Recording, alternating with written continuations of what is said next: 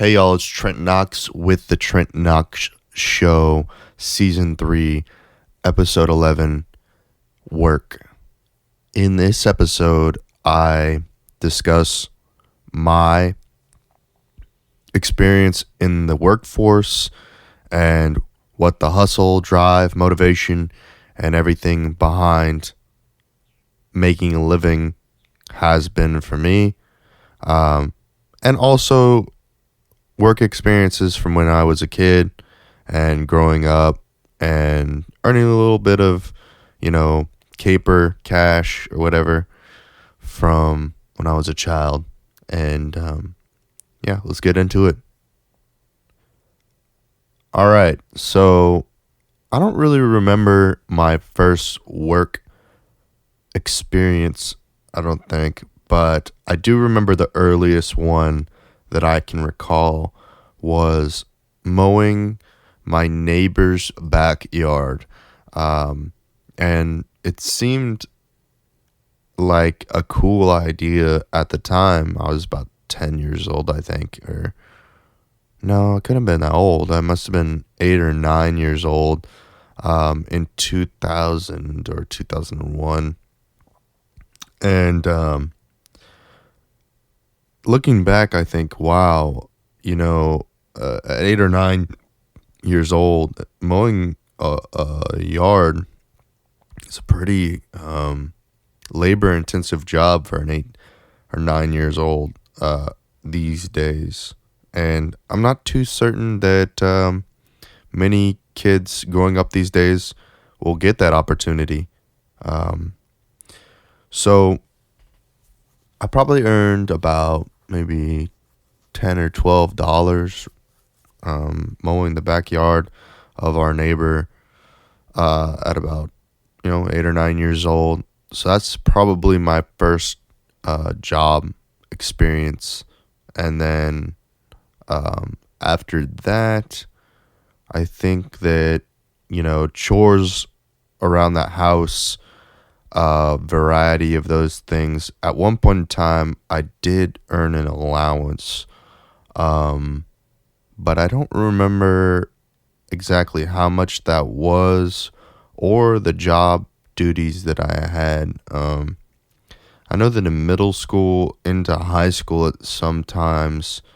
In high school, I definitely remember that I would earn some money every once in a while from my grandmother or from my parents for mowing the yard or whatnot.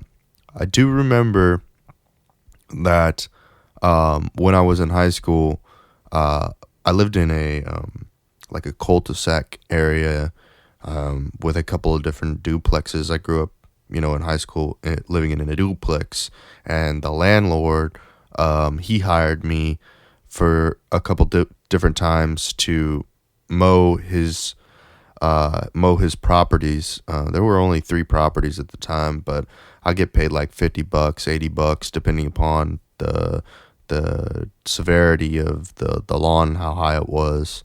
And then sometimes he had his riding lawnmower, so it made it quite easy. But so there was that, and then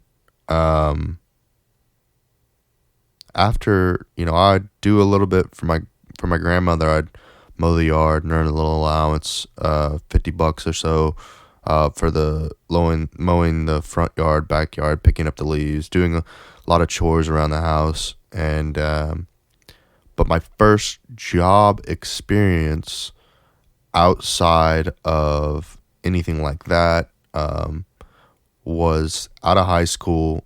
When I first graduated the summer before I went to college, I signed up to be a vector marketing employee or associate or whatever you want to call it, sales associate.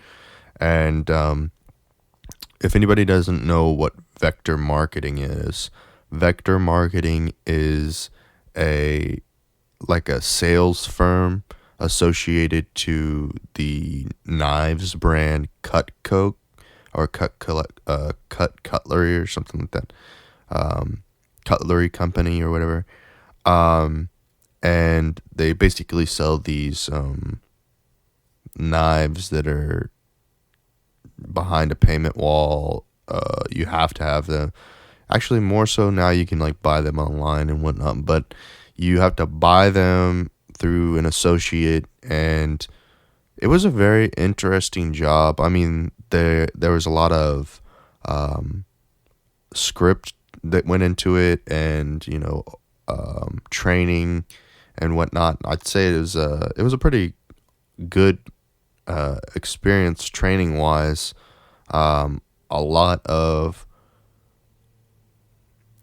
a lot of hard schooling type of stuff. You get a huge packet that you have to go through and learn all the information out of it.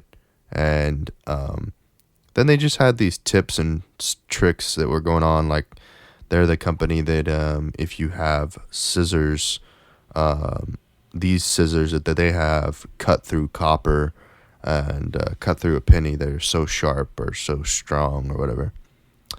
Anyway, that job was fun, and I was able to be one of the top sales representatives in the Central Texas area and in the state of Texas for how well I was doing.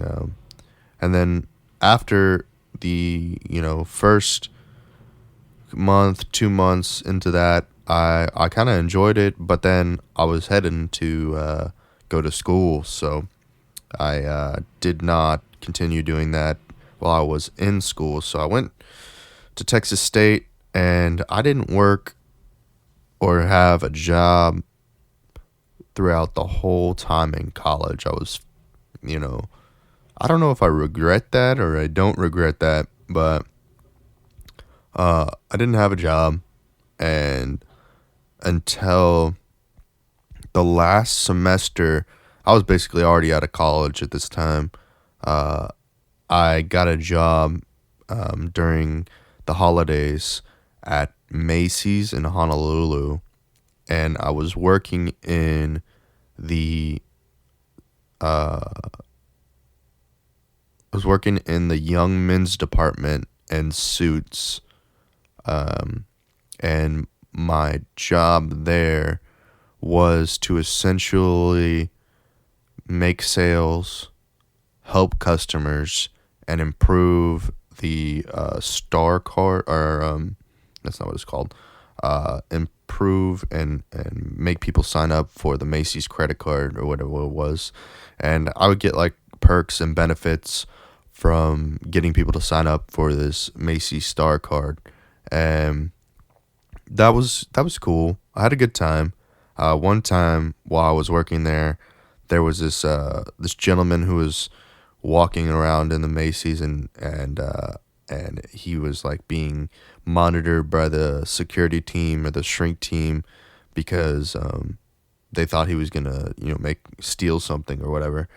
I don't even know what happened with that, but I remember one time I was called on the phone, the department phone.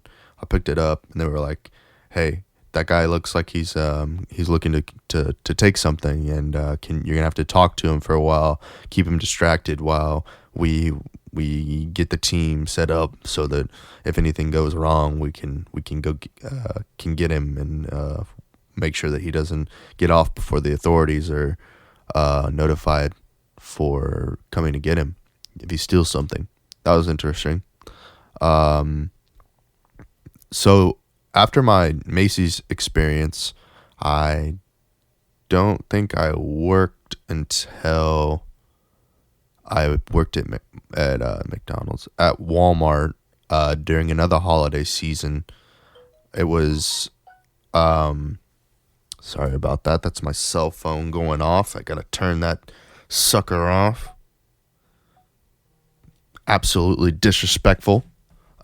So I worked at Walmart in the electronics department during the holiday season, I think in 2015.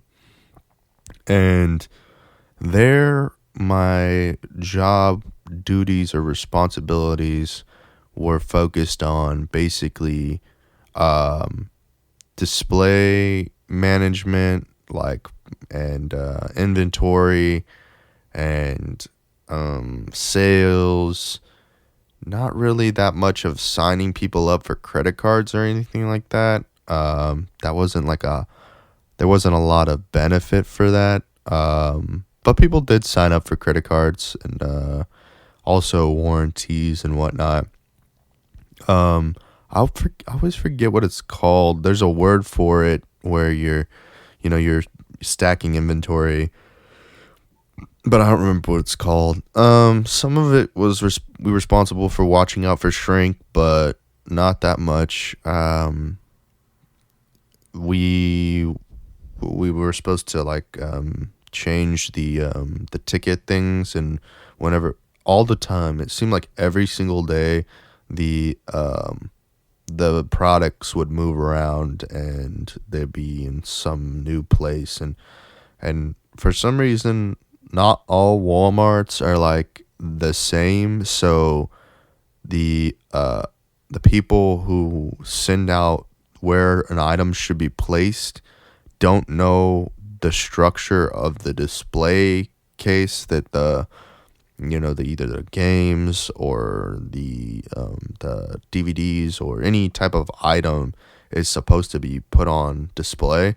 And so like the tickets to where they go, um they're never matching up. But anyway, so at Walmart, I uh I greet customers, help them out with their purchases and whatnot. And it was just kind of a general sales job, like Macy's and whatnot.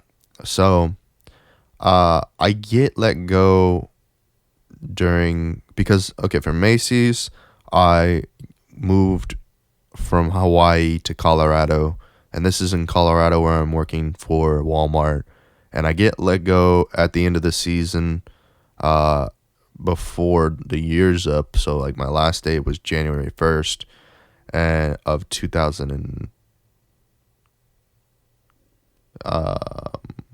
2016, I think. So then after that, I go and I work for this. Um, I work for this. It took a while, but I get a job working at this conservatory of the arts for young children in elementary school to high school, and they work on music, singing, dancing, instruments. They work on a lot of different things, but one of the things that's most emphasized is jazz music, and classical music. But anyway, so then there's theater, acting. They pretty much focused on music and acting. There wasn't a lot of art outside of that. There wasn't like an art department where people paint or anything like that. It didn't seem like that to me. Like there was a small amount of that, but there wasn't like an art teacher or anything like that. But anyway, so it was pretty much music and theater. And my role there varied a lot, and I wish there was more structure to the job, because I had gotten the job from the workforce in Colorado through a program for young adults. And because at that time I had just graduated from college, I didn't have any network, like any I didn't know anyone. I'm in a brand new area. I didn't know anyone from college. I wasn't a who's who or anything like that. Uh, but I was looking to be in the industry that I went to school for, which was film and television and movie production. and digital media and whatnot. And I was looking to be in that industry.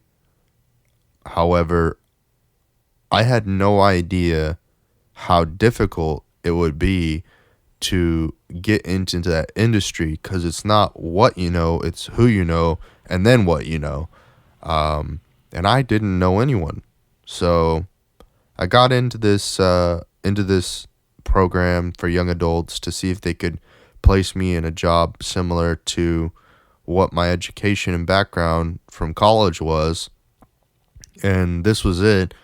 And it wasn't the best match. It was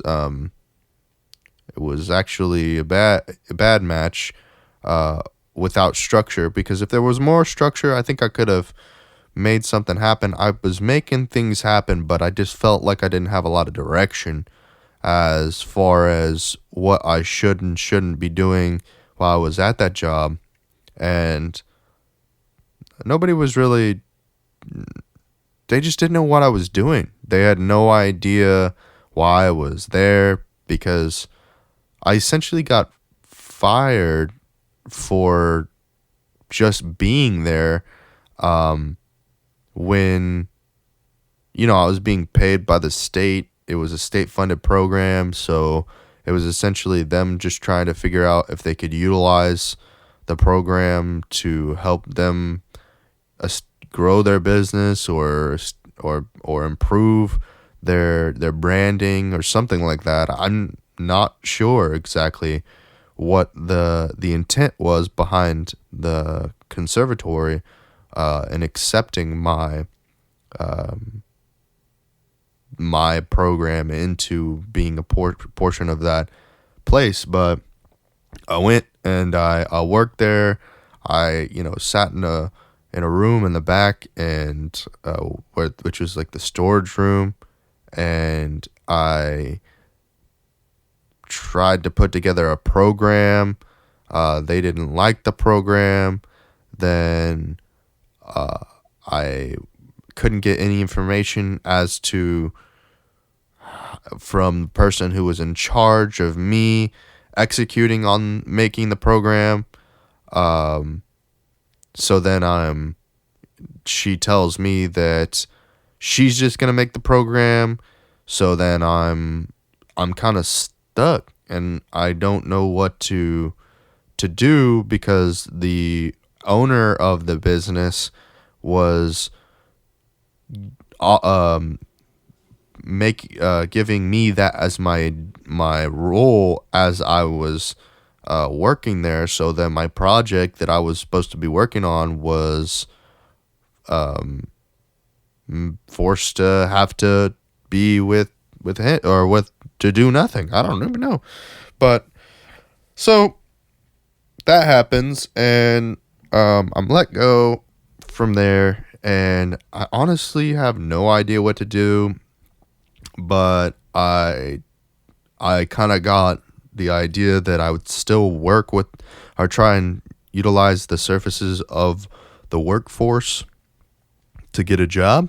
And so I went to one of their job fairs, and I looked around, and I really didn't find anything that I was all that interested in doing at that job fair. I looked, and I saw some computer stuff. I saw some college admin stuff, and a lot of other labor intensive jobs, and I kind of signed up for a lot of them.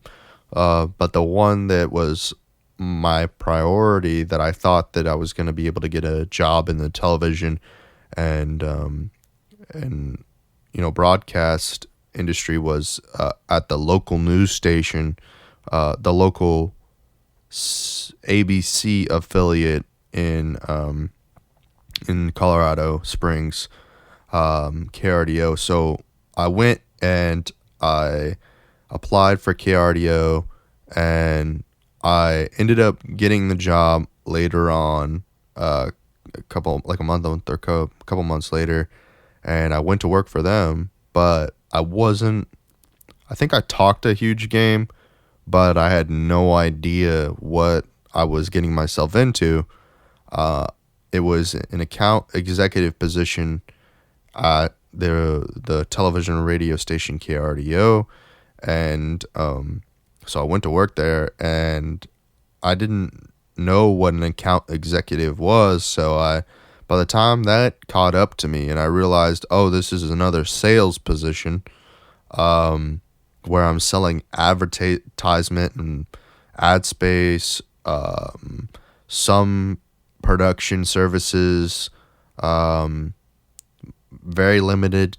My goal was at that particular job was to sell digital ad space on the website, and creating some television ad space content for the actual news channel and the actual channel.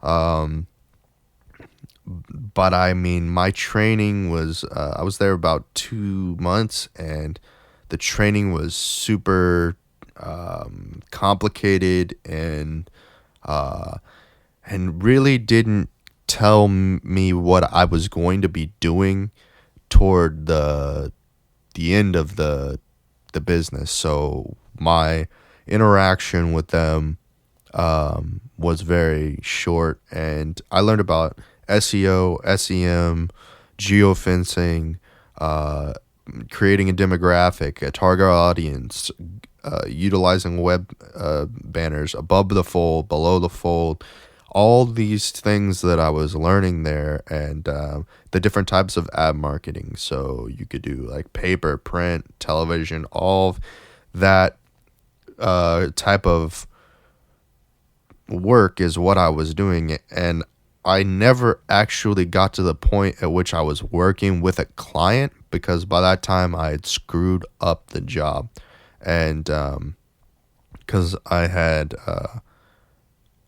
mixed business with pleasure, and in short, that I had been not while I was working, but I had somebody who I was spending time with as a client, and they didn't like my approach, so um, they just, that client fell through. So then I didn't have a client, so they let me go because I got into an incident, and I don't even know how to even express it in words what happened, other than I got jumped, physically got jumped by somebody at a bar and restaurant, and so I was physically unable to work for about a month. My face was completely smashed in from hitting the pavement, and so yeah, and they let me go, and I couldn't believe it. But due to the fact that I was trying to pursue a client, I was I was blocks away from the workplace, and yeah, it was a tough time, and I got out of that okay, but it was for quite some time till I felt like I could go back into the public domain and search for a job, because for quite some time I had no faith in humanity.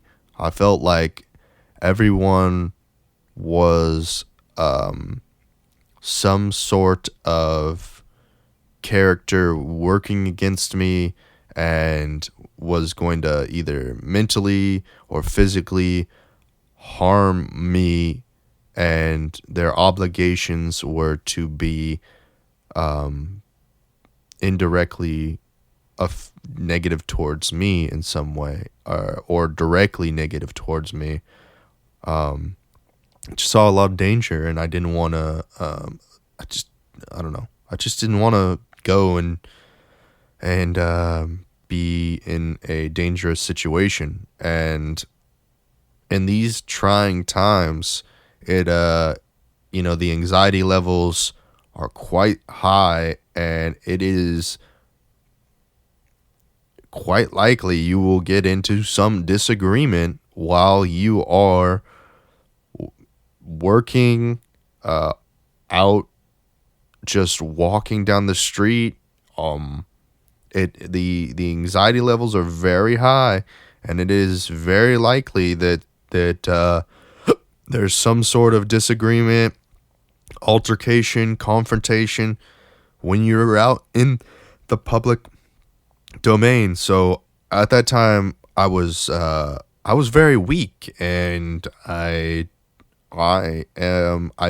still feel that way, and I do everything I can to create a limitation on the likelihood that something like that may or may not happen. But I seem to find myself often in very confrontational situations where altercations may or may not happen. And we're not talking about a situation where it's regulated or structured. It's street violence in the streets.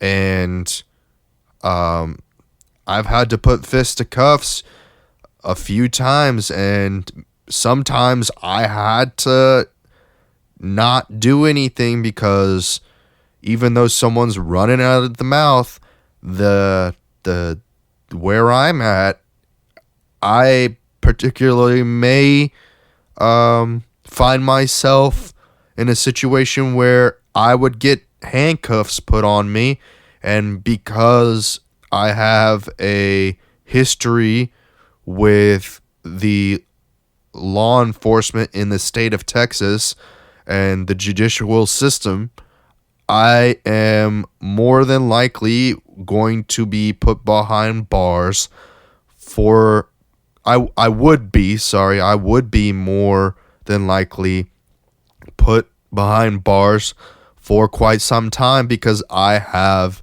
a record of assault on my criminal record.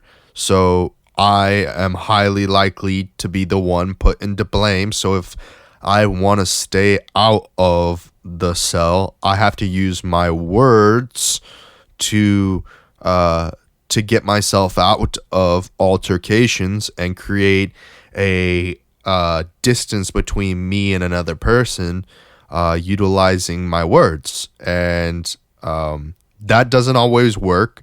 The opposite party is highly likely to lose their cognitive ability and attack me or the people that are around me, and then I have to assume that there's some sort of visual documentation to confirm my statement that situation was created by the opposing party and not me.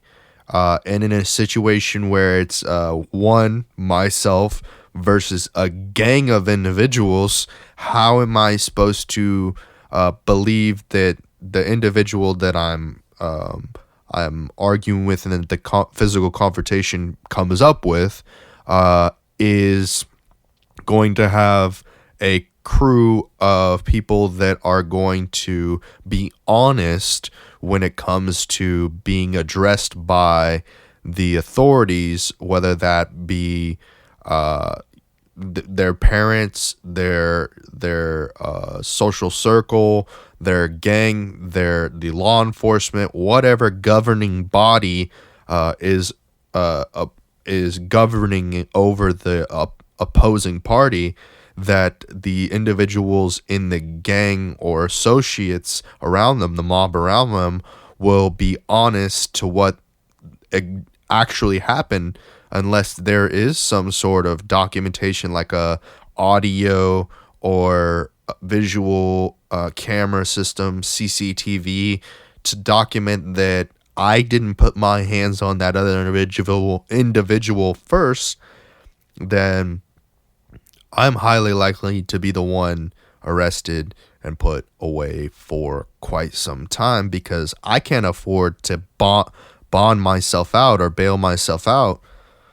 So I just avoid all conflict, and at times, more recently, since the last time that I ended up in the hospital with my face bashed in, I've allowed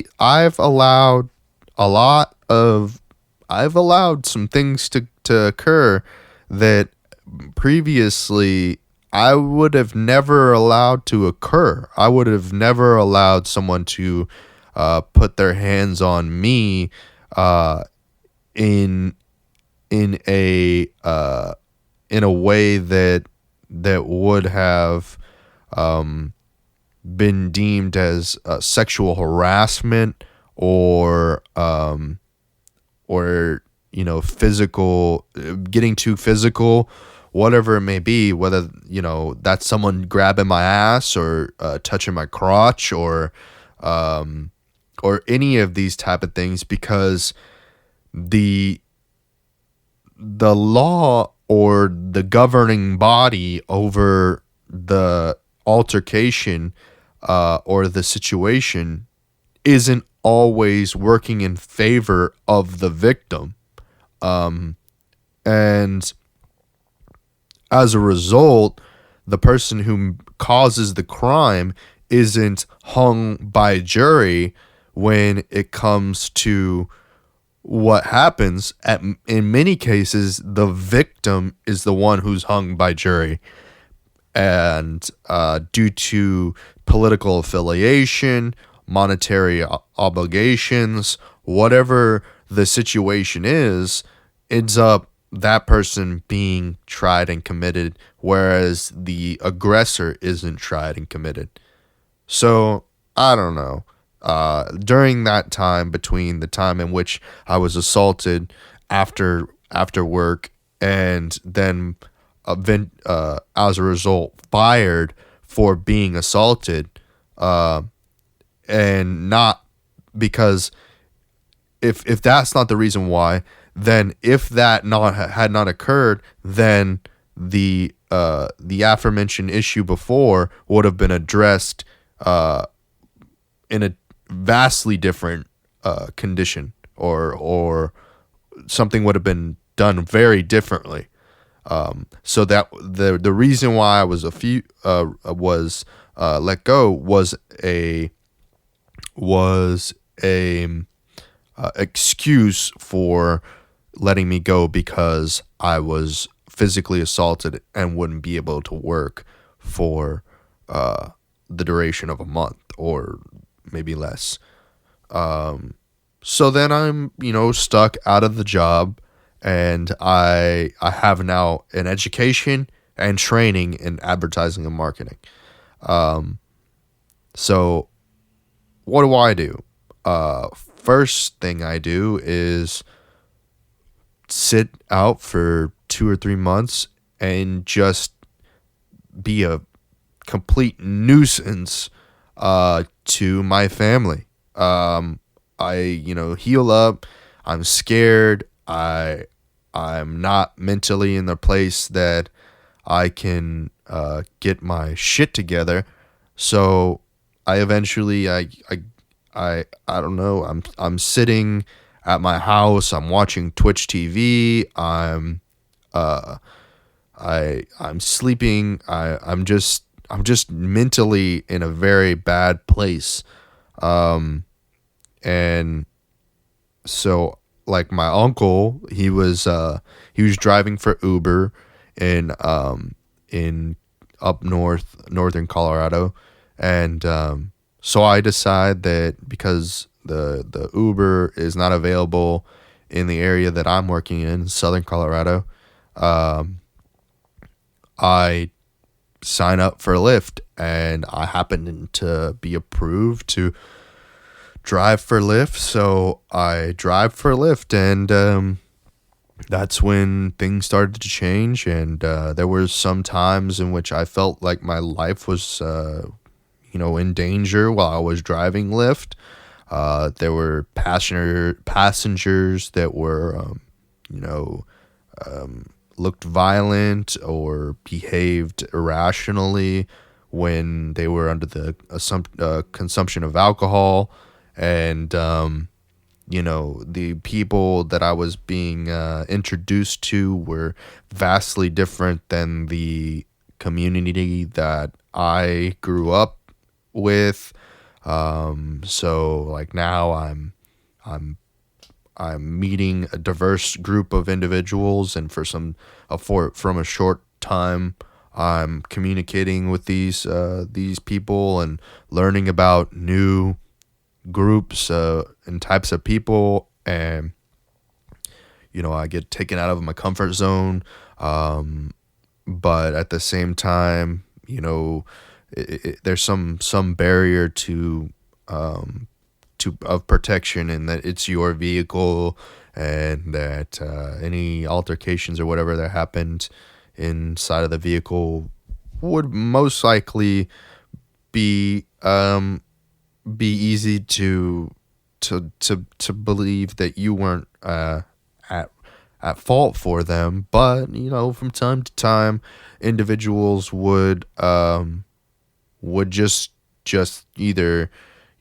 be disrespectful to the vehicle, or just be dishonest and weird. And that's just a name of the part of the game whenever you're doing ride sharing or something like that. But anyway, so I did that, and I started to hear that there was some altercations and whatnot that became physical, or that so and so shot and killed their Lyft driver or whatnot. But I never carried a weapon or a gun or anything like that. I never did. I didn't own a gun or anything like that. So I drove Lyft for quite some time, and then I had a disagreement with my dad and my family up in Southern Colorado. So I left Colorado to move back to Texas to live with my grandmother. And living in Texas with my grandmother, I have been experiencing a vastly new work experience. And I initially got here, and I drove Lyft for quite some time. Then I got a job working as a detailer at a car wash, entry level position, making about $10 an hour. And then I just basically detailed cars at a car wash, and that was great. That was cool. I did that for about 6 months, I think, or something like that. 4 to 6 months. I don't remember exactly. And then I got offered the opportunity to go be an assistant manager at another car wash, and I was expecting to get a pay raise and the ability to, open, close, maintenance, and have a little bit of ability to do some scheduling and whatnot, some financial budgeting and scheduling at the business. And that did not happen. And in fact, I never received a paycheck from them I got paid in cash under the table. I had to document all of that work like it was, I, don't- I, I had to document all the money as if I was an independent contractor. It was the most shady, disgusting place I have ever worked in my entire life. And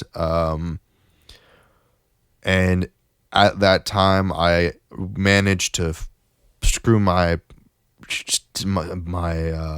finances up. Not to say that they weren't screwed up enough, but screwed up my finances and had my cell phone bill going to collections for like $3,000.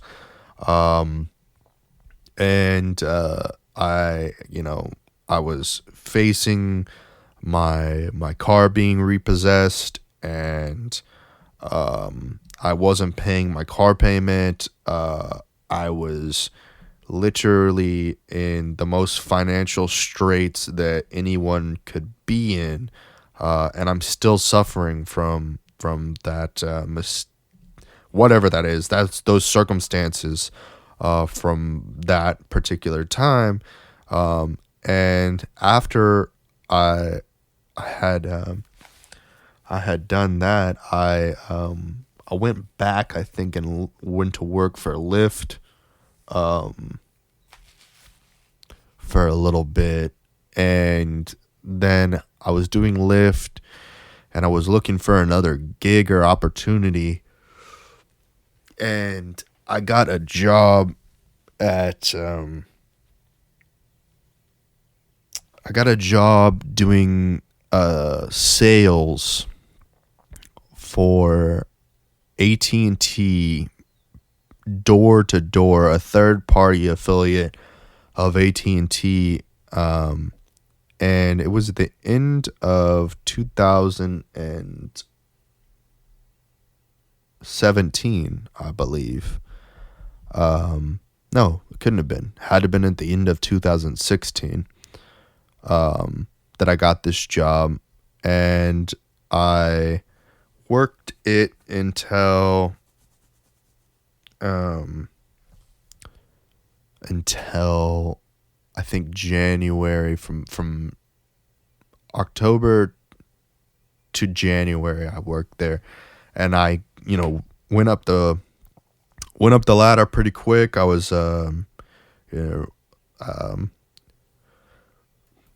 I forgot what they were called, but I went from the basic to whatever the positions were. But basically, I was a manager, assistant manager there.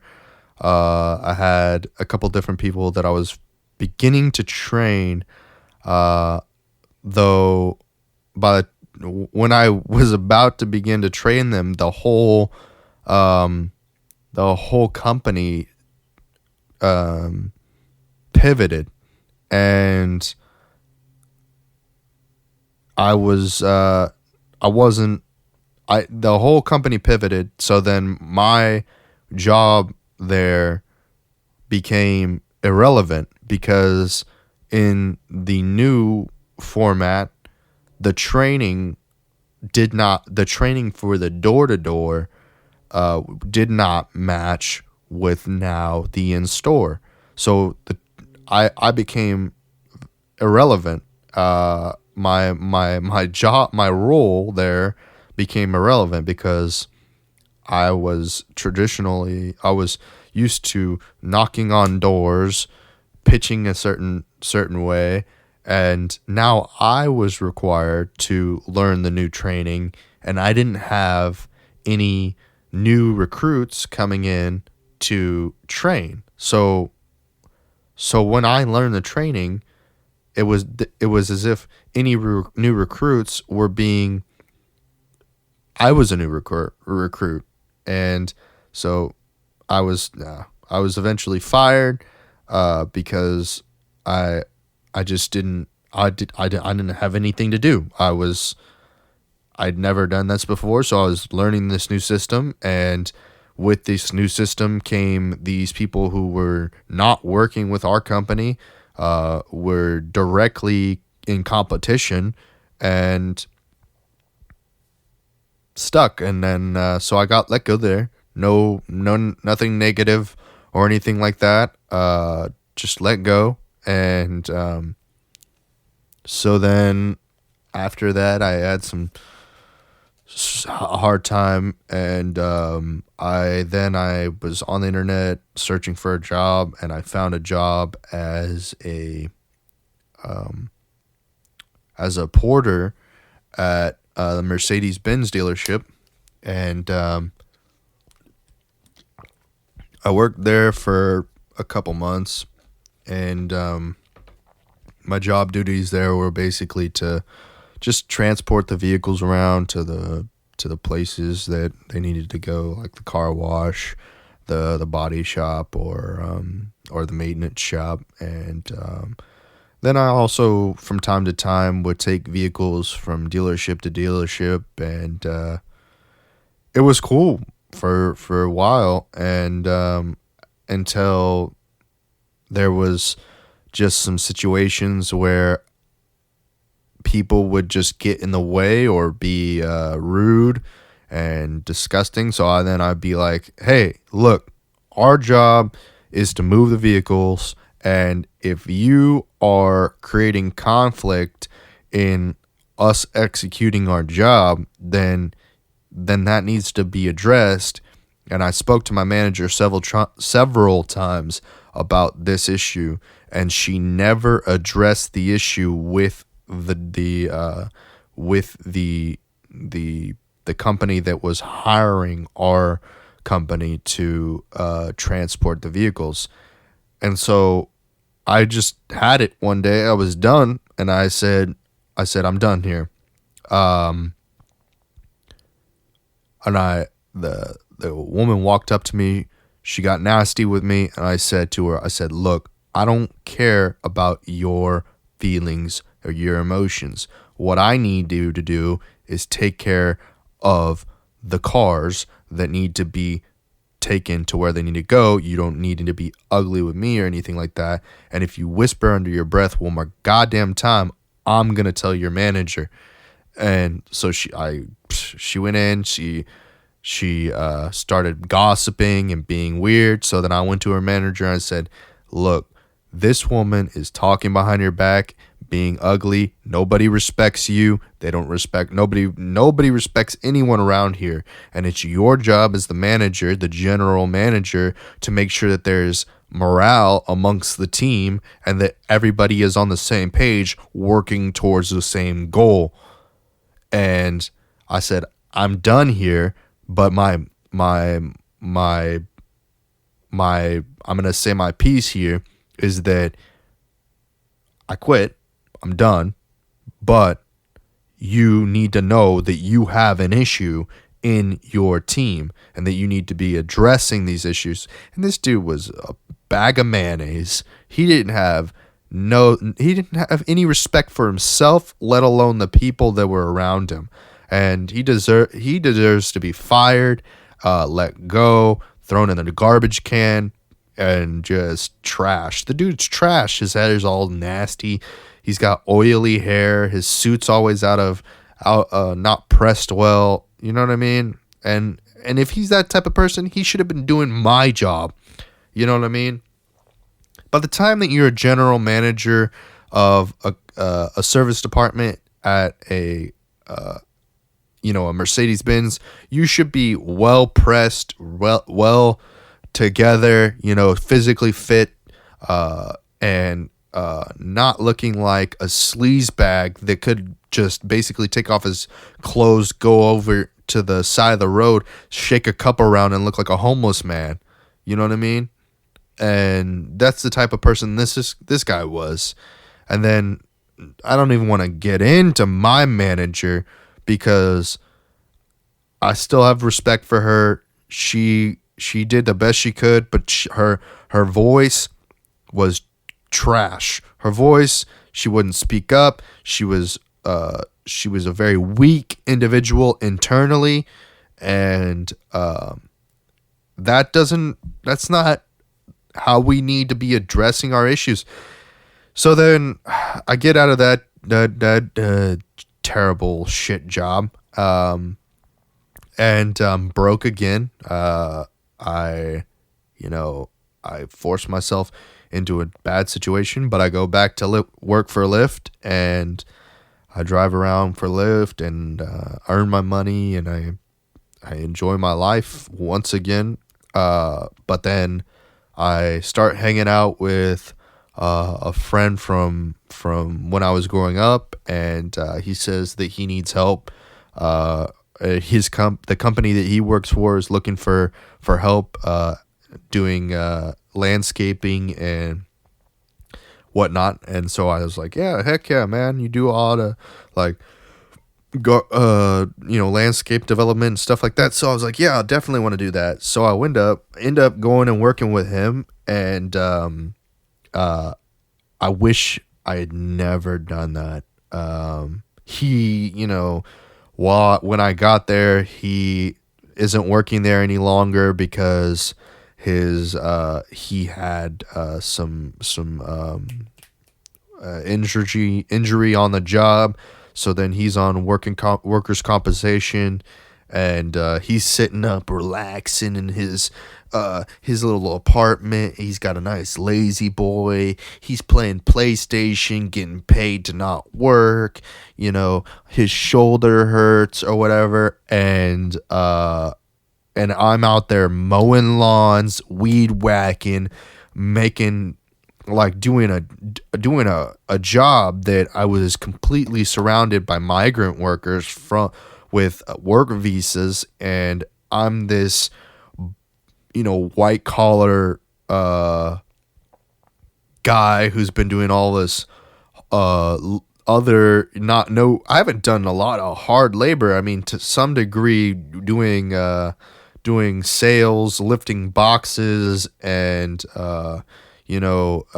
driving Lyft, because you're driving a big vehicle in high occupancy lanes and traffic. That's somewhat dangerous, but ultimately I haven't done a lot of labor intensive jobs. I mean, I did skip over one job when I was in high school.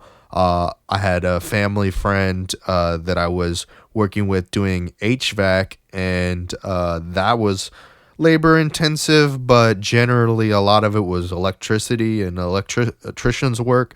And so I did that, but and then I scrap metal and stuff like that. So when I was growing up, I was an auto tech, so I guess there was a couple of different labor intensive things, but like from a job, waking up from going to work 40 hours a week to get paid $8.25 to work.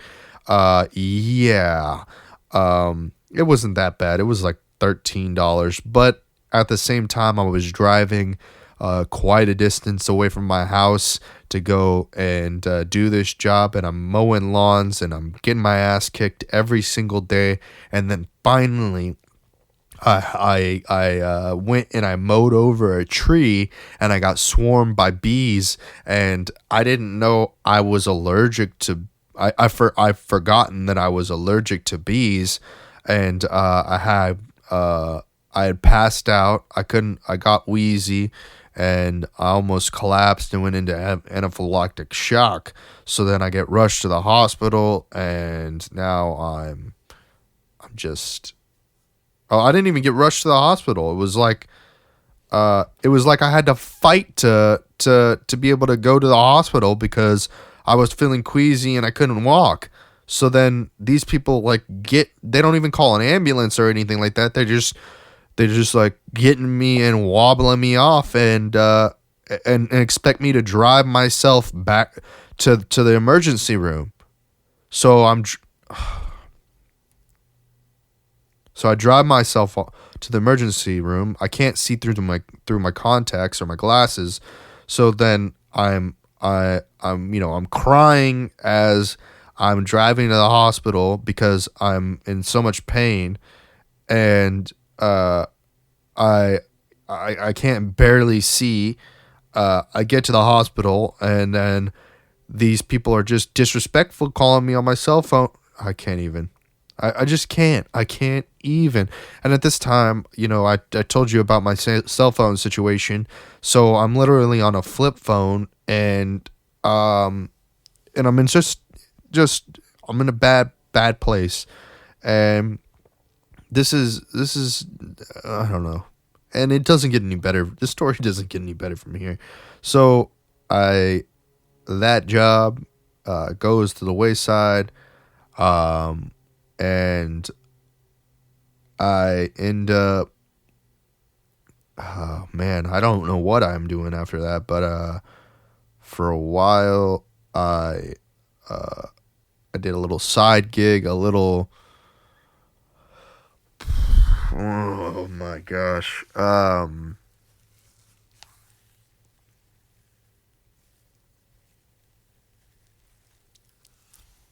I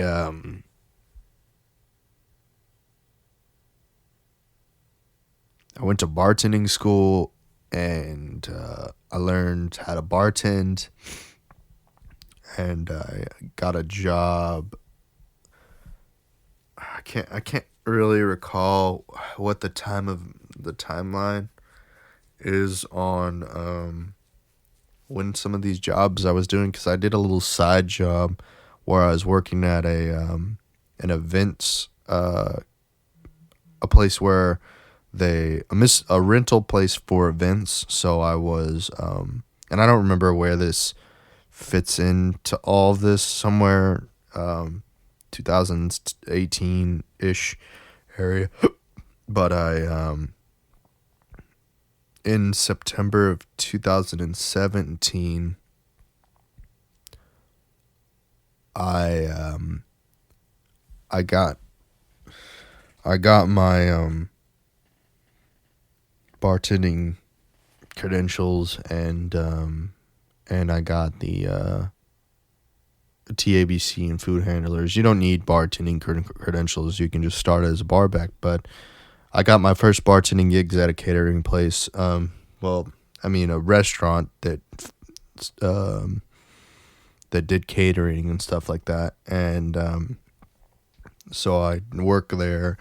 And then there was like other folks that worked with me, and then a guy that got fired, a girl that got promoted, and promoted because I don't know why, but because her family and certain things. It was like it was it was like I was looking into. It was like I don't even I can't even express what I was feeling, but I felt like I was losing my mind, like the world that was around me was a reflection of all the negativity that has transpired since I was born. And I you know I I was doing that, and I literally got to the point where the business that I was working for disrespected me to the last point, when they put a 40 top on and told me that I was going to receive no compensation for that table, that they had tipped out to the servers, but were not going to tip out to the bartenders. And then I was the sole bartender to serve a 40 top. And that wouldn't be divided into two. And I just said, fuck you, I'm out. I'm not going to sit around as I'm driving from Georgetown all the way up to Lago Vista, into Lago Vista, which is an hour and 30-minute drive at times, receive $5 an hour, and then leave every night after it's cost me $15 to drive there, to receive no tips and be in this position. And I'm asking for a raise a month ago, and you put me in this position, and then the statement after is, oh, we were going to give you a raise the next day. Come on. You put me in a situation in which there's no winning, and of course I'm going to lose. Then of course you got this statement that out the door is, oh, but we were going to give you a raise. So then I get out of that situation, and I go to bartend at a place on the east side, way closer, maybe like 20, 30 minutes from my house. But it's in a really, really, really financially poor place. And it's a neighborhood bar where the regulars are regulars, and it was great. Those people were awesome. It just wasn't fit for me. Or I mean, it was fit for me. There was nothing wrong with what was going on there. Just there was a lot of business practices that I didn't agree with, and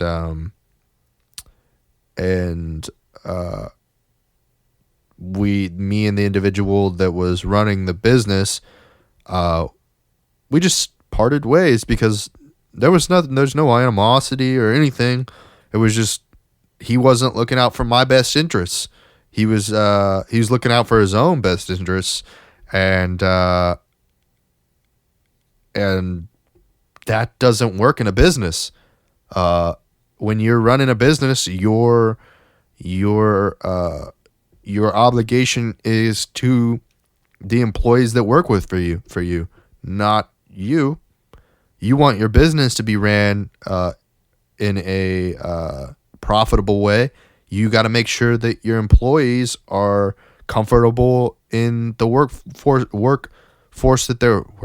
in the work environment that they're working in. So I was faced with gang violence. I was, well, not in the way that most people see gang violence. This was white on white crime and white on Hispanic crime. And I was just like, I grew up with this. I know this. This is what I grew up with. But it's the entitlement of white people to create a scene or to create havoc in what is mostly a peaceful place where there are a lot of civilians, people that aren't involved in any type of criminal activity, people who are involved with criminal activity from a consumer standpoint, whatever it may be. Generally, people behave when they're in public. They behave, and then keep all of that shit somewhere else, where it is, I guess, confined.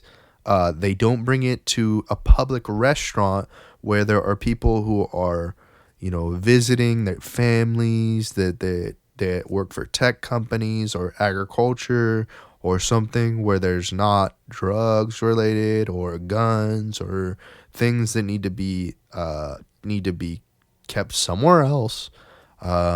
So whenever you get these entitled ass people who work in the oil industry or work in an industry where there's not a lot of African Americans, Asians, a lot of diversity, and they think they just run this town, and then you meet, the people who are really running the town, the ones that are the real gangsters, they're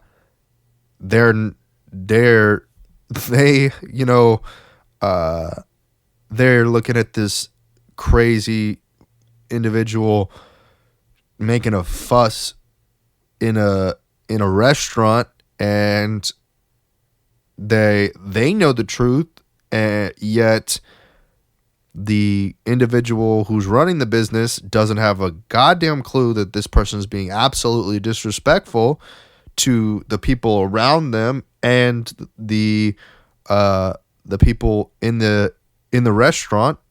So when I tell them that they're being rude and being I will comp their meal. I don't care about their business. Don't worry about it. Please leave because you're causing a scene inside of the restaurant that I'm managing. Then it is their obligation to get the fuck out. And then the white woman sees it as that she owns the place, that this is her place because she has some sort of inclination to believe that she that she has some tie to it or anything like that. Well, then get the fuck out. We don't want your business anymore, because the whole business model, this is minus the street shit, with this individual that I was working for, he had completely pivoted the business. The bar had gone from a smoking bar and a bar where you could bring your own liquor to a bar that was serving food. You couldn't bring your own liquor. It was a beer and wine bar, and there was no smoking. So the business had been completely pivoted from the old clientele. And then he chose after that to raise the prices of the food to match with the pivot that he had made in the business. But he wasn't intelligent enough to understand that his business was what he was losing clientele from the people that enjoyed a smoky bar, that there was a little bit of underhand criminal activity maybe, or whatever, to a business that had less criminal activity and was discriminatory towards minorities, gangs, and people that enjoyed smoking in a public place. It was completely discriminatory towards those individuals.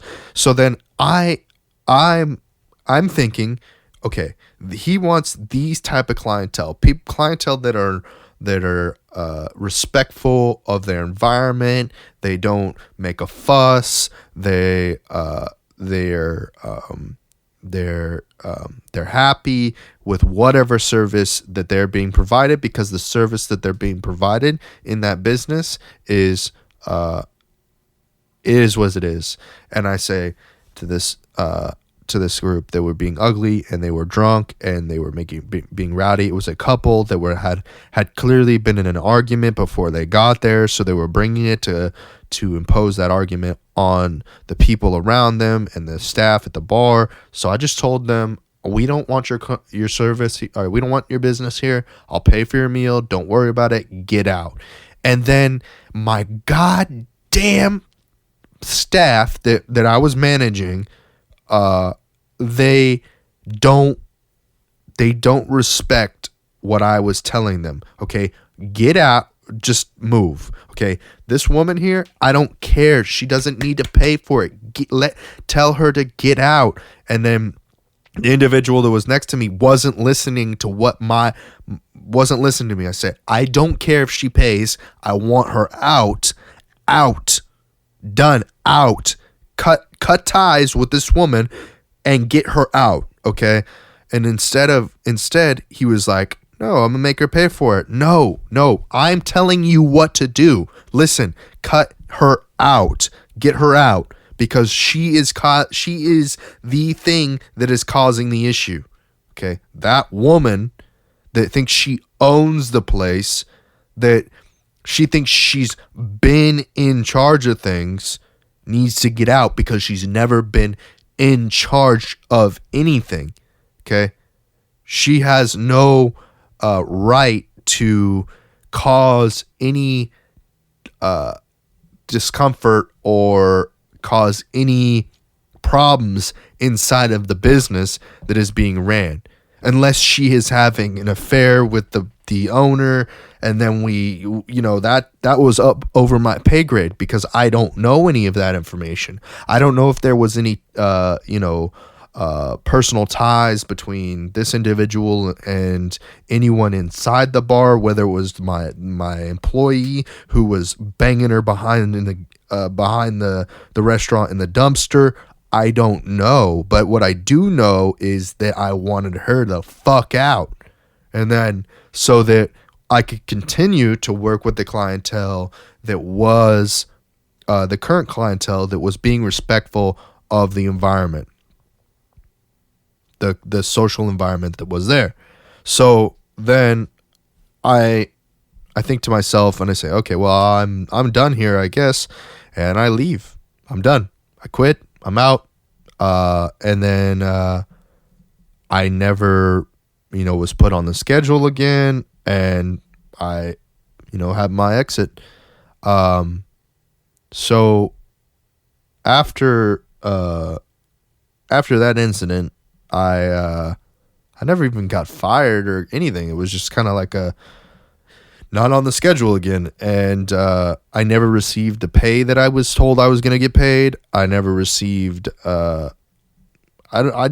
again, another situation where I'm in a management position and I'm not being paid the amount of money that I was told I was going to be paid. And I'm short again, like cash, and I'm wondering where my cash is. And it's these franchise owners or small business owners that are completely disrespectful of the management staff that is in charge of operating their business and making sure that the employees, the ones that are the sales associates or whatever, the low-level employees, non-executive branch of the employees, are going to be executing their job, and that they're cleaning, mopping, placing, distributing, doing all of the job duties and that are theirs. Instead, they leave the bar dirty. They don't clean up after themselves. They don't clean the restrooms. They don't do any of the things that are required for them that are required for the business to be ran properly. And so then you're in a situation where that as a management staff, you have to either live with what's going wrong in the business, or you have to exit. And I exited. So after that, I picked up a gig as on a catering team, where like you show up and I don't know, you like serve tables and that stuff like that, but it's all through an app, and that wasn't for me. No. And then at this time, I was also doing the cleaning the table or cleaning for the rental company. And, those two jobs, they just didn't mesh. Nothing meshed.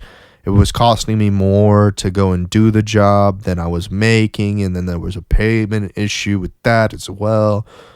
So then, I ended up taking a gig as a coach for a youth league. That was great. It still is great. I'll do it again at another time. But particularly the individual that I was connected with and networked with, he separated himself from the particular league that I was working in to go work for a league in another location where his home is on the east side. And so there wasn't particularly anything that I was desiring from them any longer. Like there wasn't a lot of growth that was going to occur in a short period of time, and I didn't really find that their training was matching up with the individual that I went to work for. And then he got moved to another league back where he lives, and so I was looking for something else, and I went to go work for a bar that I had put a show on for in November of 2017, and it was I went to go work for this bar because they wanted to do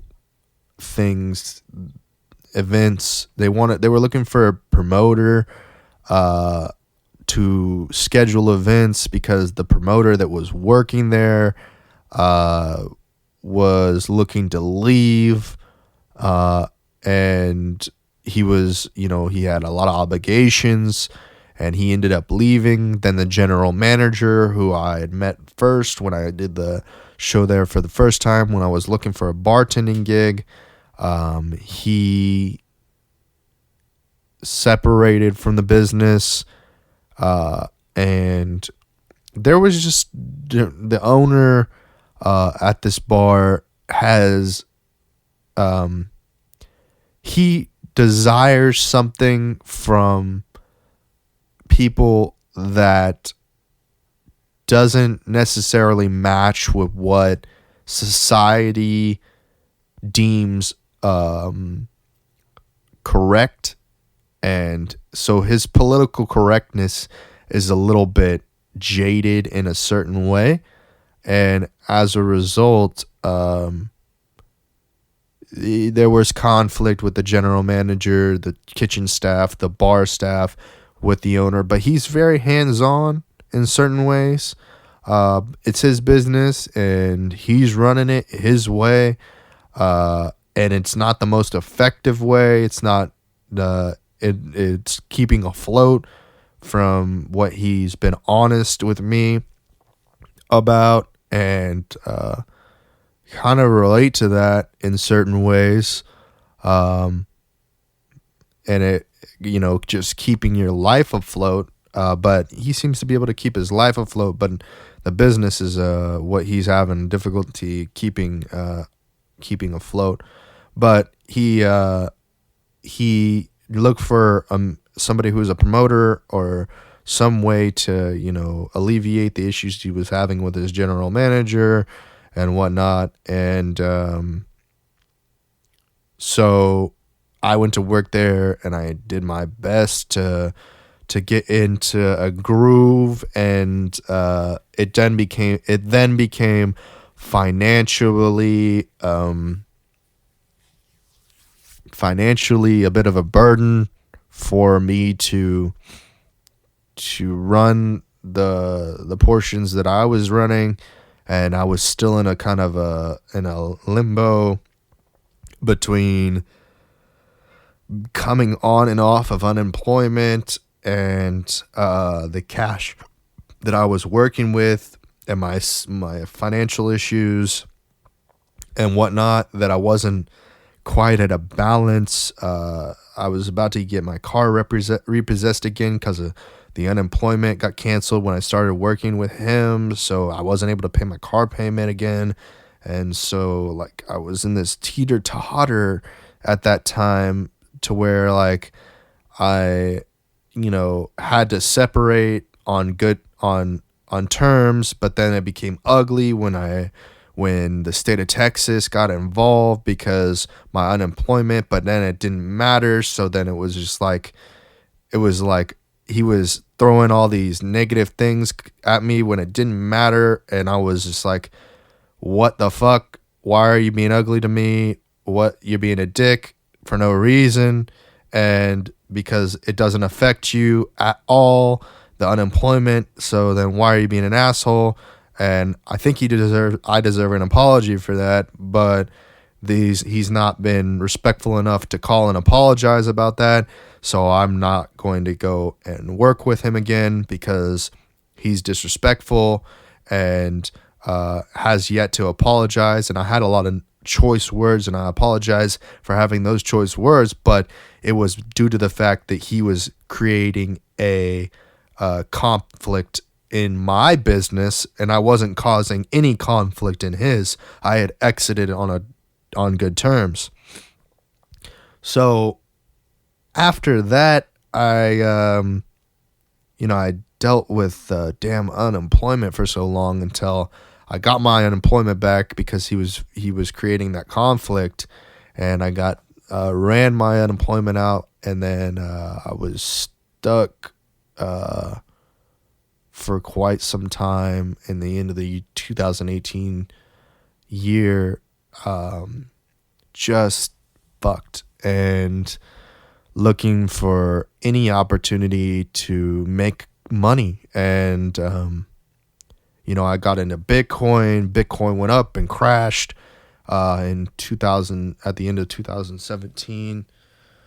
So the whole 2018 was like just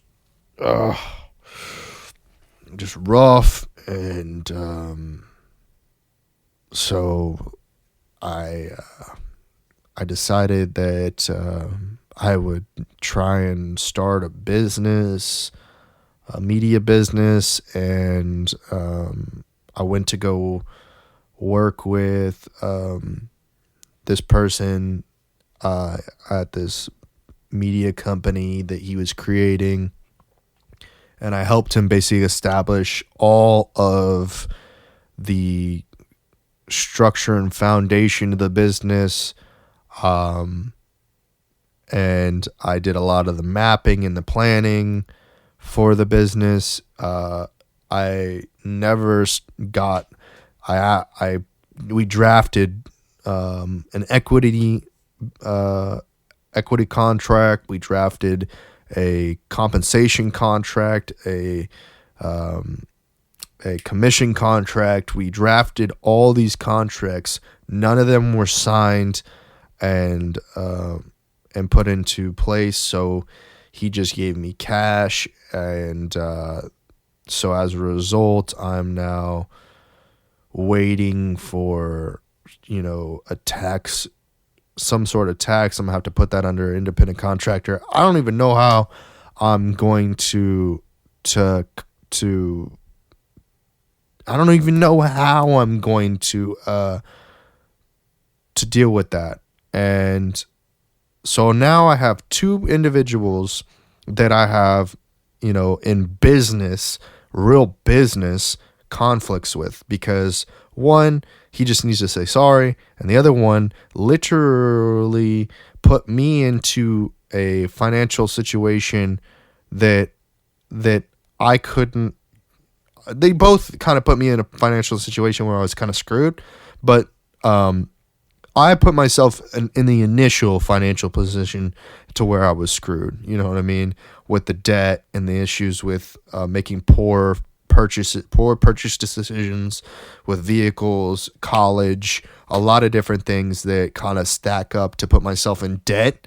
So the debt is my fault, but the opportunity to cover that debt and grow in business with a business partner is where the complications seem to keep arising. I'm not working for a corporation. I'm working for franchises, and these franchises or limited liability companies, these type of companies, they're not structured well enough to make it so that the payroll is from something that's in its rounds of funding, or they're massive corporations like Coca-Cola, Pepsi, Dell, all these big companies, right? Macy's, you know what I mean? But from time to time, those companies screw up the paychecks and whatnot. So I am in those conflicts, and so now I start my own business. I'm trying to make videos, do podcasts, do all kinds of different media things, and I'm not able to make any money because I don't have any clients. I don't have any clientele, and so I work for free. I work for myself for free. I create podcasts like this, and I do my best to maybe in someday make money from this, because I don't know what else to do. So then I make a little side cash by doing gigs and working on applications like Uber, Lyft, Postmates, these type of applications to get a little bit of, cash by, providing people with a service that has high demand. And that's what I've been doing. And that's where I'm at today. As far as work experience goes and what I've done, I'm a hustler, I'm an entrepreneur. In the true sense, I have a whole lot of debt and not a lot of income. I don't have a product that I'm selling. I have ideas, but they seem to float out. I get robbed. My car gets broken into, and I lose about $1,200, $1,300 worth of production equipment, laptop, a book, a journal, which kept all of my business ideas, my iPad, various other things that were inside that backpack. I decide that I'm going to go and help a hip hop artist that I had put on my my showcase that I did back in November of 2017. And I decide I go and I live with him at his place. I'm establishing my own ground in there because he's not providing me with the means to have a life there. He's not paying me to help him. I'm going out of my way and I'm paying him to be able so he can sustain the lifestyle that he's living and be in a situation like that. But there was no return, so I'm just giving him money to pay his rent, essentially, and chilling there. But and that never developed into anything. He wasn't recording an album, and every single time I pressured him to do it, he turned around and bitched at me and barked at me and got ugly with me and decided get drunk and hit people and cry about shit that was going wrong in his life, and not utilize any of that content towards something like a podcast or a live stream or video content. He expected everyone else to do it for him. He had no hustle, no mentality. He had no drive. He was going over and expecting producers to record him for free and pay nothing into it. Just a straight scumbag, dirtbag, trash person. And I hope these words reach you so that you realize that I do care about your long-term success, but and as I'm thinking here, I feel these things towards myself as well. So you need to understand that I'm not just addressing your issues. I'm addressing the large problem that we all seem to have is this person who inside of us that is weak, this weak person inside of us that isn't pressing fast past the barrier that is keeping us from achieving the person that we want to be, or the person that we were, the good person that we were. And before we had to go and make a dollar, or the person that we were when we were a kid, if you had that luxury of having your parents, or having one of your parents, or having foster parents, or having one foster parent, or having someone that raised you, whether that's a sibling or somebody there to help you go from childhood to adulthood and become a man or a woman that gets gets to work and is hardworking and doesn't rely on other people to finance or doesn't rely on other people to provide for you without you providing them a service or product or something that will allow them to benefit in their lives. And that's the issue that I was having with working with this individual. I don't need to say this person's name. Everyone would know who this is that my input wasn't the same as his output, and my output was greater than his input.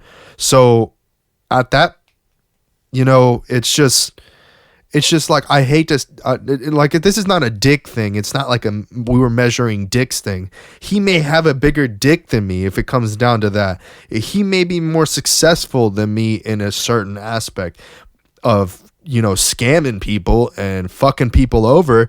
Absolutely, he's the best scam artist. He's a scam artist. You know what I mean? He's a bum. You know what I mean? And a bum that unless and I'm a bum in some ways too. I have a lot of debt. I have a lot of problems that I'm still trying to overcome mentally. You know what I mean? So, but I don't utilize my physical. I don't channel the energy that is inside me to physically harm people.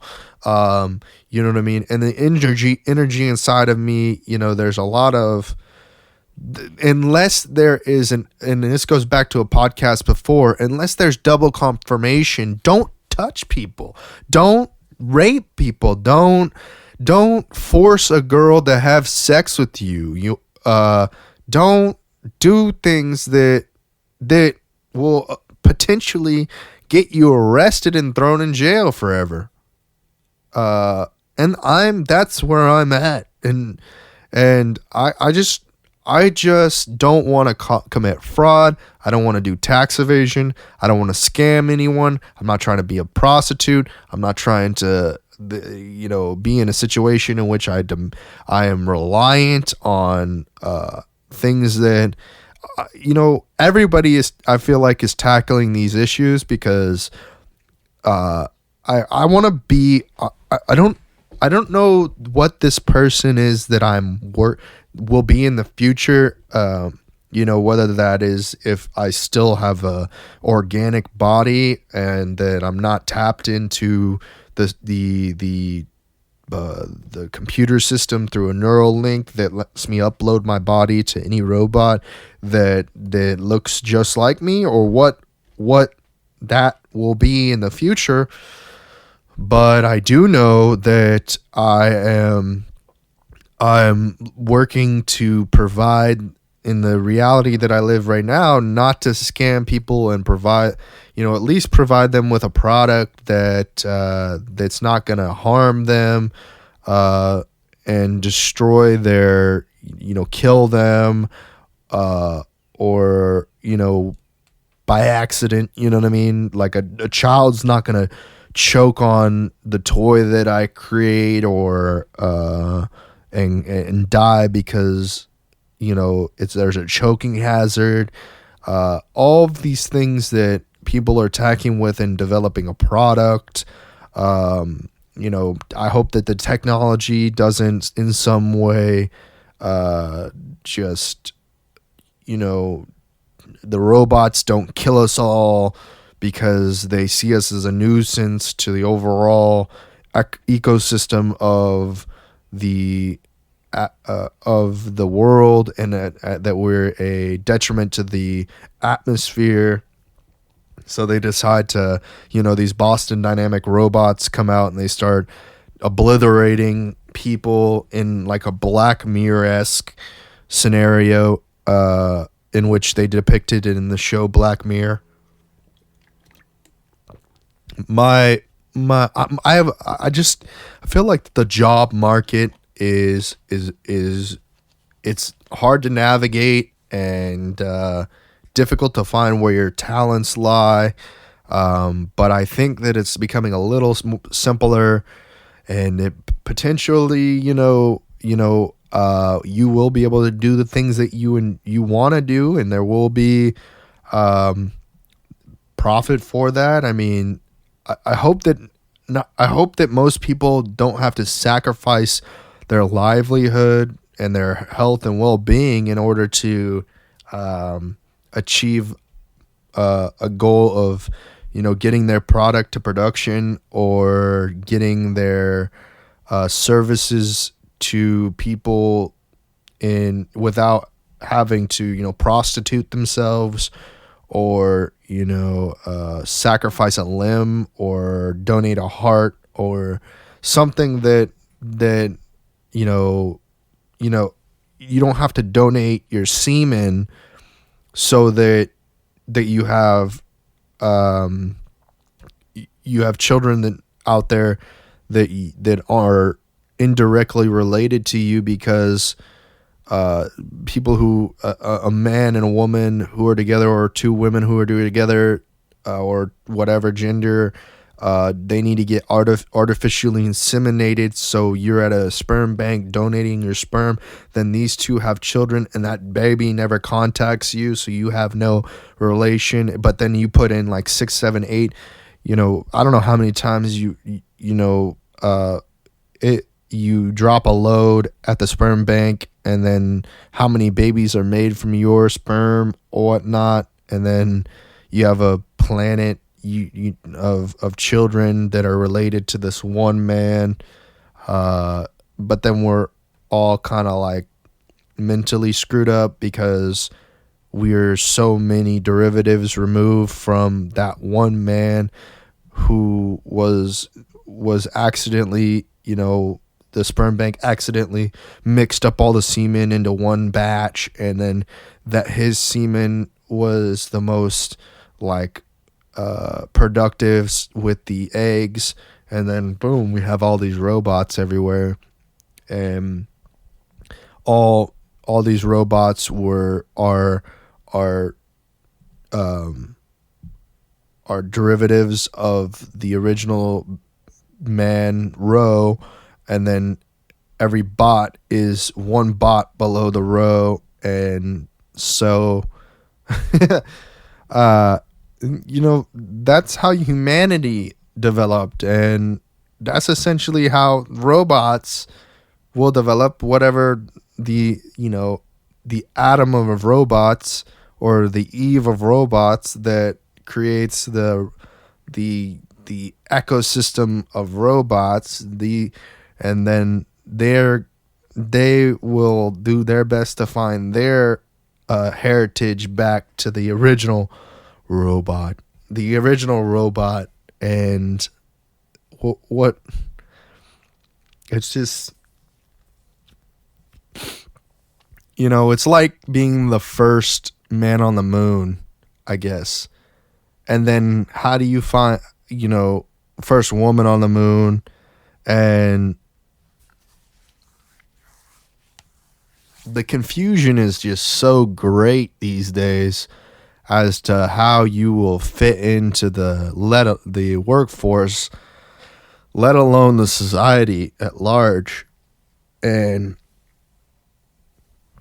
I just hope that whoever's listening to this podcast, if you can relate to this at all, I hope that what you get out of this is that it's not all doom and gloom, and that I have been through the ringer, and it is dangerous out there, and you do need to be able to speak for yourself, and you absolutely need to be able to convey a message to a rural population, a urban population, a suburban population, a global population. You need to be able to communicate with people on a human being level, and you need to relate emotion. You need to be able to convey a lot of information, and Some people will say that you need to be part of some sort of secret society or some sort of, social group in order to get cues. But that necessarily isn't true, because everyone should be able to have the tools to comprehend any form of communication. So that's why when we start thinking about having microchips in our brains and whatnot, it's so that we can communicate with other secret societies that speak Spanish or gibberish. Gibberish is the language that we all need to be able to communicate in the most. Hearing people talk about blah, blah, blah, beep, beep, beep, beep, beep, beep, and understanding that blah, blah, blah, beep, beep, beep, beep, beep, beep stands for a dog ran over the cat, jack, rat, bat, snap, all means something. You know what I mean? And this is the world that we live in today, where that people say and talk a bunch of nonsense, and we're supposed to be able to consolidate that information and apply it to a corporate and franchise work environment or small business and work environment. Because if we don't establish our own small business, then we have to work for a small business. And if it's not a small business, then it's a franchise. And if it's not a franchise, then it's part of a corporation. And either you work for the top or you work for the bottom. If you're a bottom bitch, then you're a bottom bitch. And if you're a top bitch, then you're a top bitch. And if you don't, you have to figure out where you are on this weird little wibbly wobbly. And if you wobble with the wibby, then you don't know what really is going on. And then we're all fucked, and we're all just not communicating in a way that we all can understand. And I'm trying to communicate in all the different ways in which people can communicate, and flippity floppity, and smack that acidity. And then and if you're a misogynist that likes to grab ass, grab pussy, and get real dirty with women, and hug them and rape them and do a bunch of nasty shit to them and pretend, and then have consent, non-consent going on, and all of this shit just getting spewed all over the place. And this is the world that we live in. These are the problems that exist within our work environment, and that people aren't forthright in communicating what's going on in their personal lives that is causing a conflict in their business life, in their work life. So there's a conflict in their personal life with their work life, and we need to figure out some way to narrow that gap of what personal and work life are, and make work life not be so goddamn and pardon my using the Lord's name in vain, but in a way that the work life isn't a detriment to your personal life, and the personal life isn't a detriment to the work life. There's a phrase that I'm trying to say for work life balance, but that's not it. That's not the thing I'm thinking of. Anyway, but getting the words out that I want to get out is very complicated and difficult for me, and I'm trying to speak off the cuff and give you exactly what I'm thinking, and it's difficult. So what I'm looking for is a word and a phrase that means that you are you're having a good time in work, and you're having a good time in life, and both those things are synonymous and together and work together. And that's what I mean. And it's not work-life balance. That's one way of saying it, but I'm looking for another way to say it so that other people who don't speak with work-life balance can communicate and understand this, because we have to speak at it in so many different ways in order for everyone to understand. And that if you get down one pathway and you only speak in that one way, then you won't be ready for when that other side is about to fuck you and just beat you in the ass and smack it, boom, boom, boom, and just hit you so hard that it just grabs your face and rubs it in the ground and beats you and takes your lunch money, and you get your ass whooped because you're talking like a bitch and you're not taking care of business. You're allowing people to rub you the wrong way and just take their fist and run it up your asshole and just fist fuck you. But if you enjoy that, if you're a person that enjoys getting anally raped or vaginally just destroyed with a fist, or like or whatever you enjoy, I hope I can communicate to you as well how to improve that lifestyle, but at the same time be respectful of the individuals that just don't give a fuck about that and that don't want to even associate themselves with you because they really like tight vagina and tight asshole. They're not loose asshole, loose vagina people. And they are ready to, when they're in communication with you, they want to know that you are a weirdo or that you're a person that enjoys that shit. But I don't know. I don't know if we'll ever be in a place that we will accept the people who want to be killed by robots or the people who want to defend against robots. We'll ever have this balance between the people who who desire the negative and the people who desire the positive. It would seem as though psychologically people who desire negative things to happen to them is a mental illness. Though for some reason, when sex psychologists decide to change the book on what's right and what's wrong, things start to become the word for it, I can't, vague or muggy or no, it just gets foggy. The word foggy, brain gets foggy, and I can't say the word that I want to say, and I can't communicate the word that I want off the cuff because I'm freestyling. None of this is written, you know what I mean?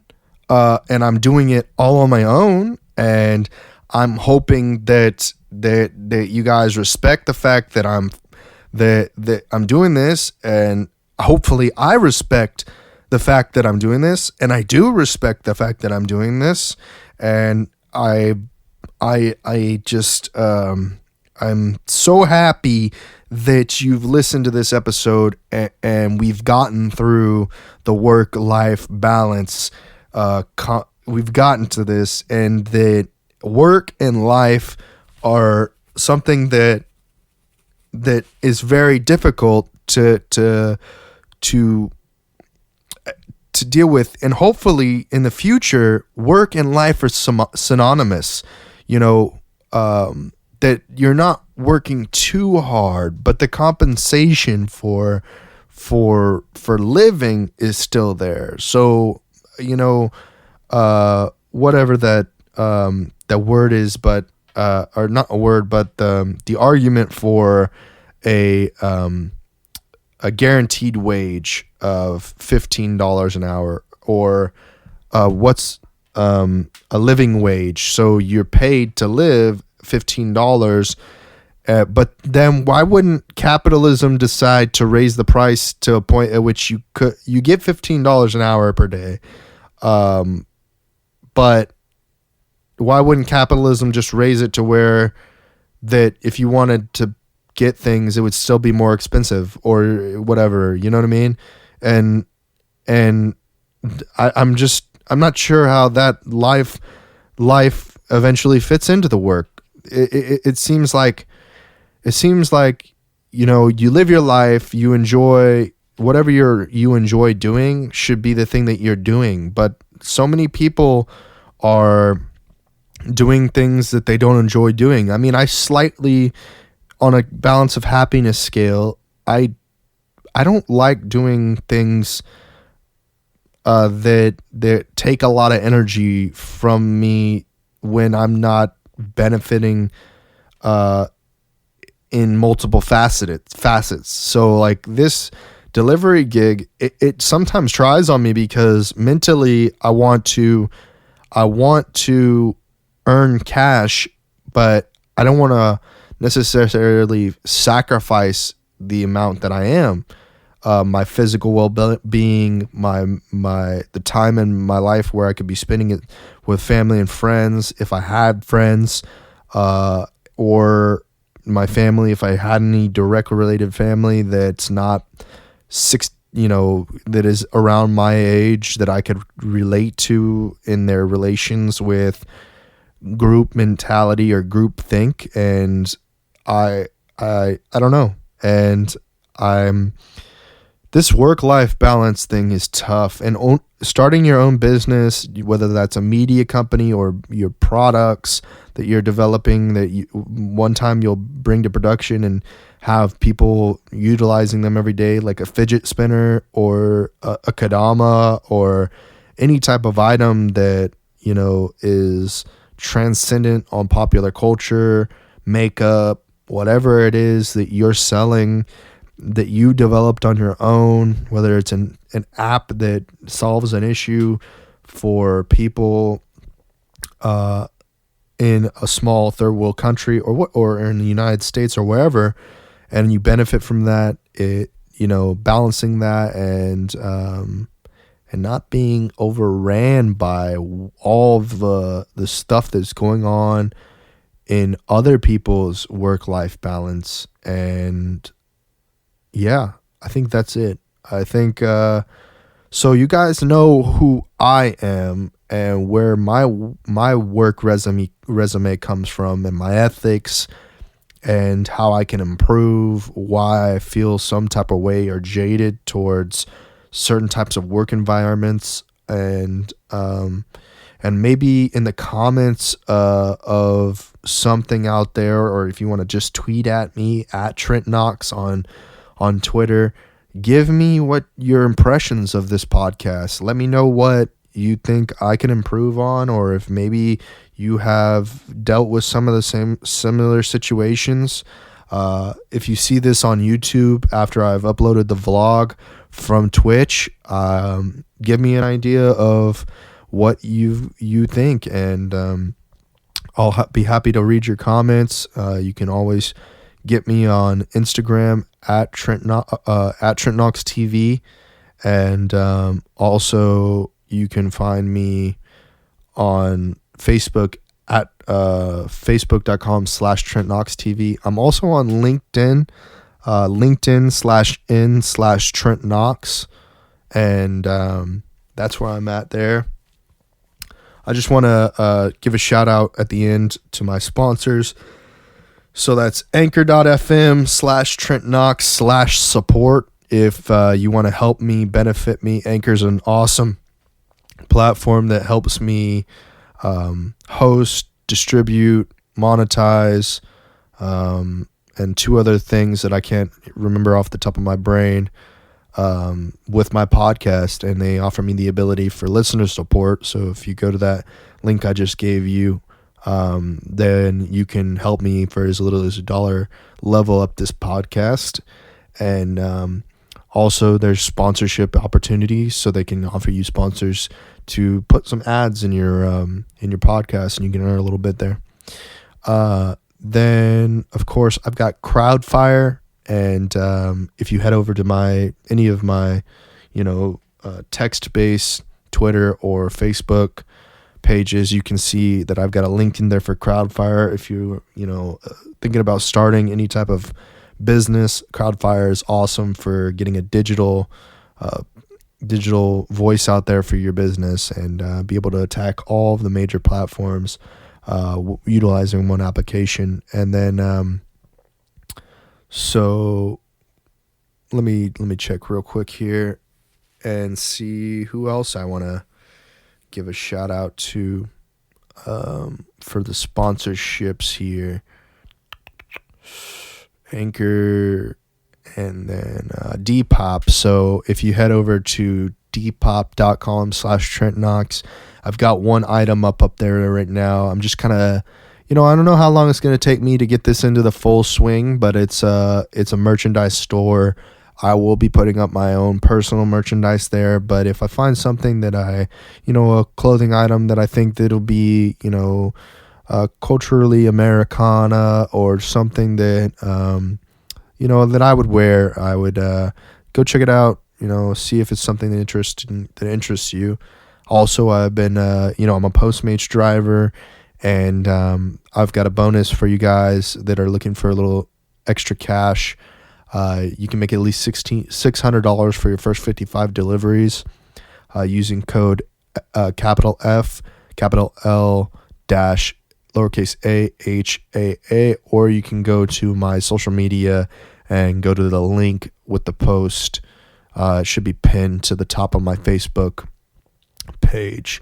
Also, for those of you who are in the audio engineering space or are mastering and producing your own tracks or whatnot, I recommend utilizing Lander to automate your mastering, and you can kind of just basically get your mastering right, and then you can go in there and tweak it a little bit more if you want. But they're also a good platform for distribution. And don't just take my word for it. Go on over to http:// by F is in Frank by buy.me/HP capital B Z capital X, or you can go over and you can scroll down on my Facebook page and you'll see it. I hope you mix and master your tracks. Yeah, I think that that about wraps it up here. And I appreciate you guys for tuning in through the whole thing here, and I'll catch you on the next one.